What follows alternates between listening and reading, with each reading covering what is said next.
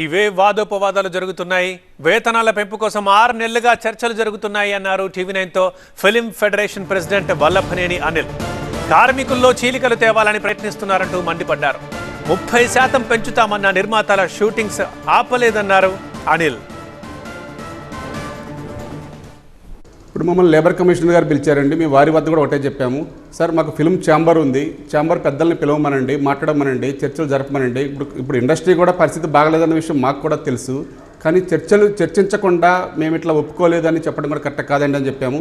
వారు కూడా మాకు ఒక వయో మీడియాగా మేము ఇట్లా అయితే ఓకేనా అని చెప్పి మమ్మల్ని అడిగారు. సరే మీరు వారితో మాట్లాడి చెప్పండి అని చెప్పాము. మీరు మాట్లాడి చెప్పిన తర్వాత మేము కార్మికులతో మాట్లాడతామని చెప్పాము.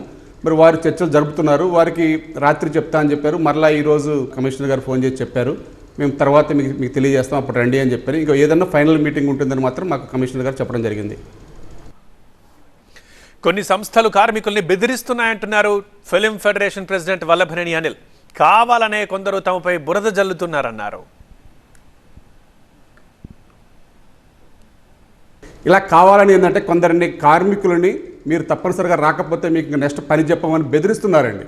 ఇక్కడ కొందరు నిర్మాతలు కానీ కొందరు ఒక సినిమా సంస్థలు మీరు నెక్స్ట్ కనుక మాకు ఇప్పుడు షూటింగ్ రాకపోతే మీ యూనియన్లకు సంబంధం లేకుండా యూనియన్లు వ్యతిరేకించి మీరు రండి అని ఆశలు చూపిస్తున్నారు. ఇప్పుడు అటువంటి ఆశలకు లొంగరండి. ఎందుకంటే ఈ సినీ కార్మికుల గురించి మీకు తెలుసు, వారు ఎప్పుడు కూడా మన కుటుంబం అనుకుంటారు మన సినిమా సంస్థని.